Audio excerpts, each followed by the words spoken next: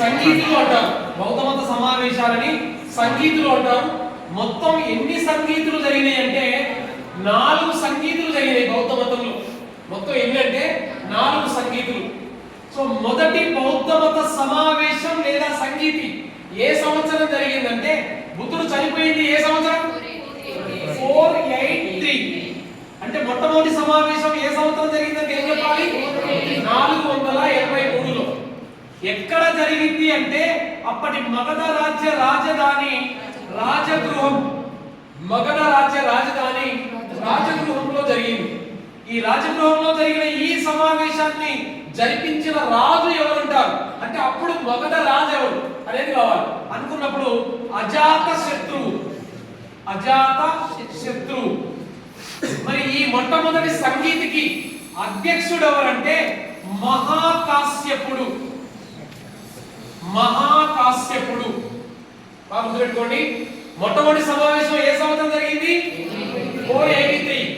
ఏ place లో జరిగింది? రాజగృహంలో. రాజెవరు? అజాతశత్రువు. అధ్యక్షుడు ఎవరు? మహాకాశ్యపుడు. ఇది మొదటి సమావేశానికి సంబంధించింది. ఇక దీని తర్వాత రెండవ సమావేశం 483లో మొదటి జరిగింది కాబట్టి రెండవది సేమ్ 383. ఎన్ని సంవత్సరాలు డిఫరెంట్ ఉంది? 383. ఎక్కడ జరిగిందంటే ప్లేసు వైశాలి. వైశాలి. జరిపించిన రాజు ఎవరంటే కాలాశోకుడు. కాలాశోకుడు. అశోకుడు కాదు, కాలాశోకుడు. వస్తుంది ఎందుకు చెప్తారు, శిశునాథ వంశంలో ఉంటాడు. మరి అధ్యక్షుడు ఎవరంటే సభాకామి. సభాకామి. రెండవ సమావేశం ఏ సంవత్సరం జరిగింది? 383. ఎక్కడ జరిగింది? రాజు ఎవరు? అధ్యక్షుడు ఎవరు? సభాకామి. ఇవి రెండు. ఇక నెక్స్ట్ మూడవ సమావేశం. మూడవ సమావేశం ఏ సంవత్సరం అంటే 251. 251 మూడవ సమావేశం ఎక్కడ జరిగిందంటే పాటలీపుత్రం. పాటలీపుత్రం. జరిపించిన రాజు ఎవరంటే అశోకుడు.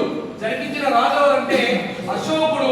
అధ్యక్షుడు ఎవరంటే మొగ్గలి పుత్త తిస్స. మొగ్గలి పుత్త తిస్స. మూడవ సమావేశం ఎక్కడ జరిగింది? సార్ ఏ సంవత్సరం జరిగింది? 251. ఎక్కడ జరిగింది? పాటలీపుత్రం. జరిపించిన రాజు ఎవరు? అశోకుడు. అధ్యక్షుడు ఎవరు? మొగ్గలి పుత్త తిస్స. ఇక నాలుగవ సమావేశం. నాలుగవ సమావేశాన్ని ఏమంటారంటే 1వ శతాబ్దంలో జరిగింది అని చెప్తారు. క్రీస్తు శకం 1వ శతాబ్దంలో జరిగింది. జరిపించిన ప్లేస్ ఎక్కడంటే కుందలవనం. కుందలవనం.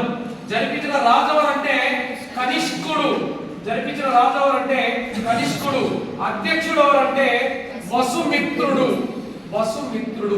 ఇవి 4 సమావేశాలండి.